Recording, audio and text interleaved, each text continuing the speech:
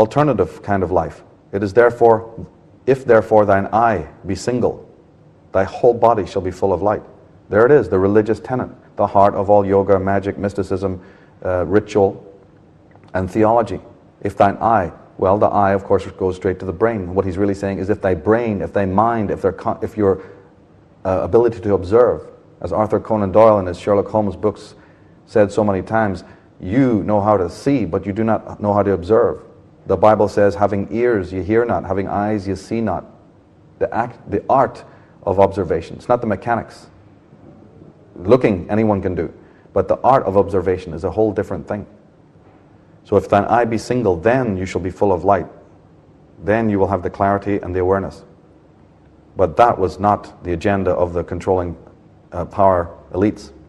Leonard Slane says that when he's talking about the mental and behavioral schism, he says, I was struck by the thought that the demise of the goddess, the plunge in women's status, and the advent of harsh patriarchy and misogyny occurred around the time when people were learning to read and write. Perhaps there was something in the way people acquired this new skill that changed the brain's actual structure. If you go and pick up this book and read this man's incredible work, you'll find that has discovered this one important aspect, that the literal act of using words and language as opposed to these other means of communication not only caused enormous disturbance to the human mind, but created schisms in the gender. My God, is our world not already brought to the brink of destruction from that alone? The crimes against, in the gender wars that we've had? Well, they have a date of birth. They just don't happen to come about by accident. They have a particular date of birth. They got created. A particular infiltration of the human psyche brought this dysfunction into being. And we're not going to resolve it until we look back and find out, like a forensic scientist does, what was the original crime. Because again, crime has been committed, but there's also going to be cover-ups to that crime, and we're going to be chasing down all sorts of highways and byways, all well-meaning philosophies to try and patch it up and fix it. Leonard Slane says, literacy has promoted the subjugation of women by men throughout all but the very recent history of the West. Literacy. And we find that he's absolutely right in a historical context. The Dark Age, famous to historians understand there was a Dark Age that came after the Renaissance.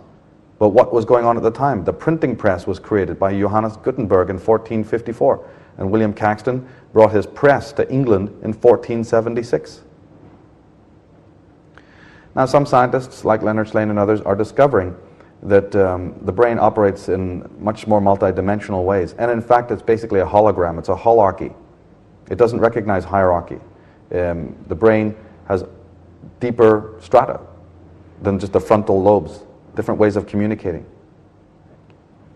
It turns out that there are 240,000 miles of neural threads in the human brain, enough to stretch from Earth to the moon. On every micrometer of these threads, there exists 250,000 units of information. But this data is recorded only as pictograms, as composite images, and not as words. Working in the world of tarot and astrology, the divination arts, this becomes apparent. And especially the tarot cards, this ancient canon or archive of knowledge that's been handed down to us as a great bequeathment, philosophical treatise, the Book of Life. The tarot works with composite images. That's how it causes transformation. And we find that by using the tarot cards, great changes can occur in our whole thinking process and our relationship to ourselves and to the world. The power of the image. Now, Judeo-Christians are very much into the Word. In fact, they have as the center of their whole religion the Bible. And they'll tell you that, or they will admit that the Bible is based on the Hebrew Torah.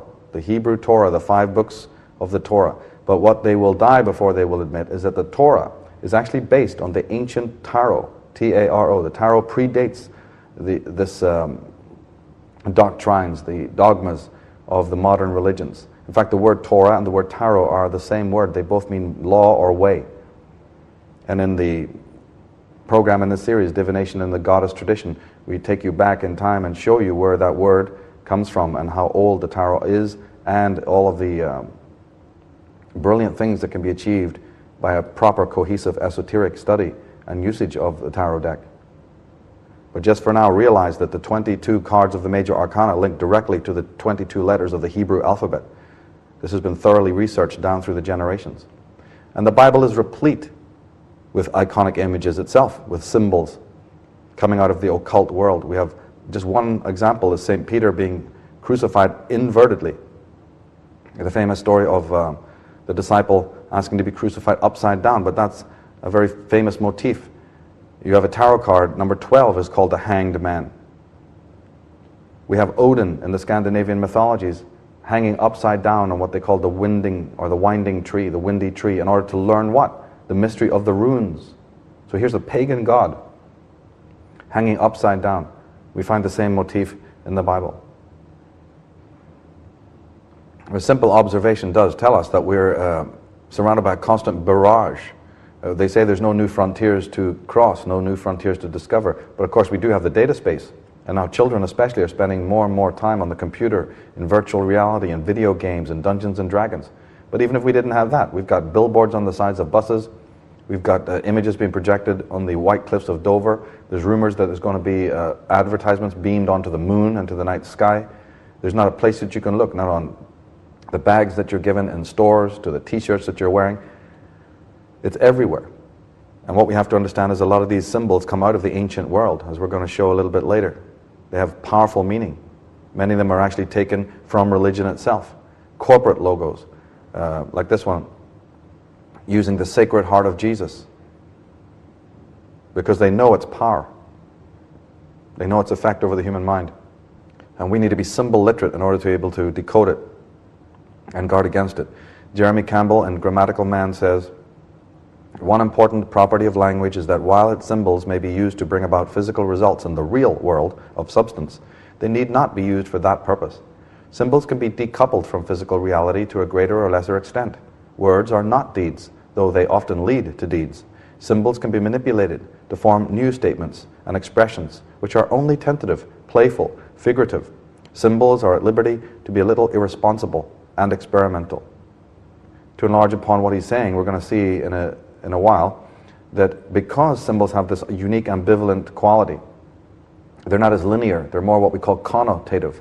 Because they have this power, the individuals who use them subversively can say, hey, we didn't do anything.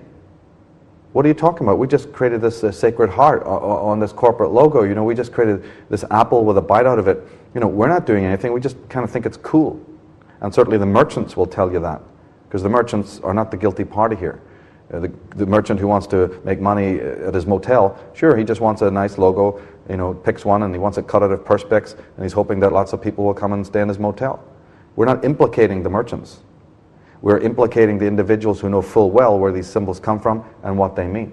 We're going to look at this a bit later, but remember this statement about the power of symbols over words that Campbell is talking about. But it's an old problem. Alexis de Tocqueville, the great French historian and sociologist, when he visited America in 1835, he wrote, I fear that the productions of the democratic poets may often be surcharged with immense and incoherent imagery, with exaggerated descriptions and strange creations, and that the fantastic beings of their brain may sometimes make us regret the world of reality. Well, don't we regret the world of reality? Don't we spend hours and hours and hours now in front of televisions or gawking into newspapers and magazines? Reality is boring, it's not enough. We want hit TV programs and lots of action and mega budgeted, you know, action thrillers and dramas, because we have lost touch with the miracle and the mystery of life. De Tocqueville is noticing it hundreds of years ago, that it's on its way, it's coming down. It even goes before that. 300-400 years BC, Plato was talking about it. He says on the theme of writing, it will create forgetfulness in the learner's soul, because they will not use their memories. They will trust to the external written words and not remember for themselves. They will appear to be omniscient and will generally know nothing. They will be tiresome company, having the show of wisdom without the reality. Our dependency on words is, the next step is the dependency on written laws and regulations, of which America has 3 times more than anywhere else on the planet. Regulations and clauses within regulations and clauses. Some result, red tape, so much that it enslaves you even in the most primitive thing that you want to try and get done in this world today. Erich Fromm, in his book The Anatomy of Human Destructiveness, says, since suggestibility is based on the powerlessness of the individual and on his awe of leaders, the social and political changes would lead to the development of independent, critical thinking.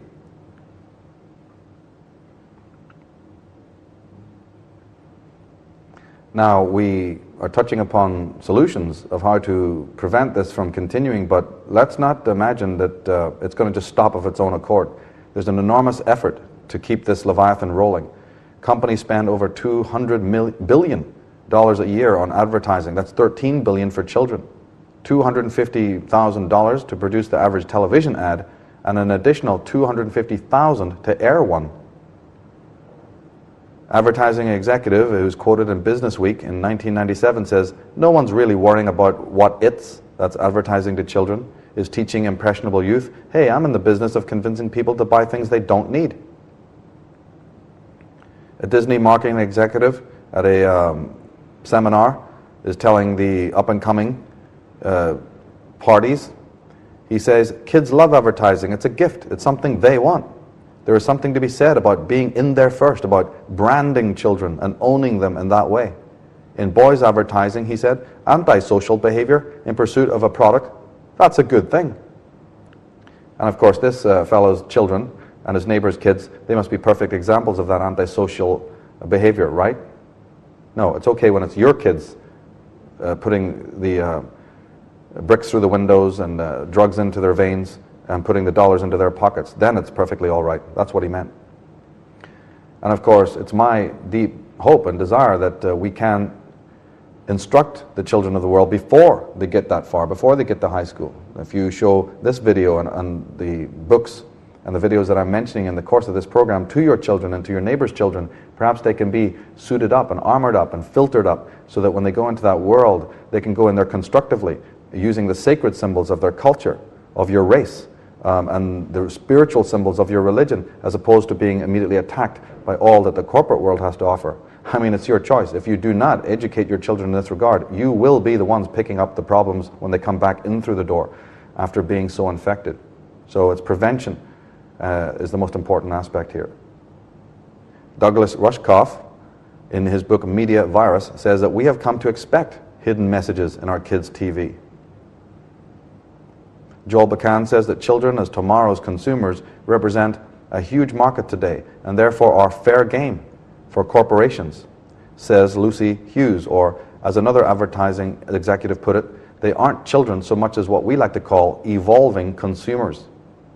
With the industry working to incite children to punish their parents for saying no and blaming their parents then later for saying yes, has more than a ring of hypocrisy about it.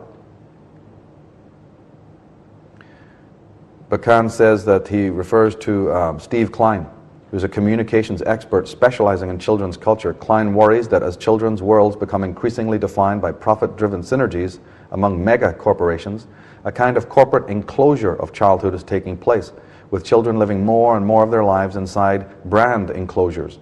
Children now, says Klein, can no longer imagine that the world hasn't been totally reconstructed by the corporations, and that there are ways of being outside of that commercialized space. We are producing kids as consumers first, he says, and becoming less good at creating competent citizens, good, moral, and virtuous human beings. Susan Lin agrees with Klein, adding that with the hyper-commercialization of their worlds, we are teaching children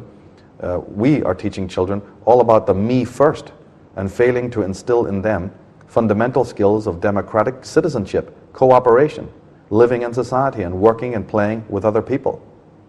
And again, I must bring up the psychological component here. The psychological dimension. First and foremost, what do you think it's doing to the inner equilibrium? Ben Bajikian in Media Monopoly says the Journal of the American Medical Association has said that children between the ages of 2 and 17 watch an annual average of 15,000 to 18,000 hours of television, compared with 12,000 hours spent a year in school. Children are also major targets for TV advertising, whose impact is greater than usual because there is an apparent lessening of influence by parents and others in the older generation. According to the Committee on Communications of the American Academy of Pediatrics, children under the age of 2 should not watch television at all because at that age brain development depends heavily on real human interactions. Nevertheless, $1 billion a year is spent on ads and commercials directed at children. That's right. You have a toddler, you put them in the toddler chair.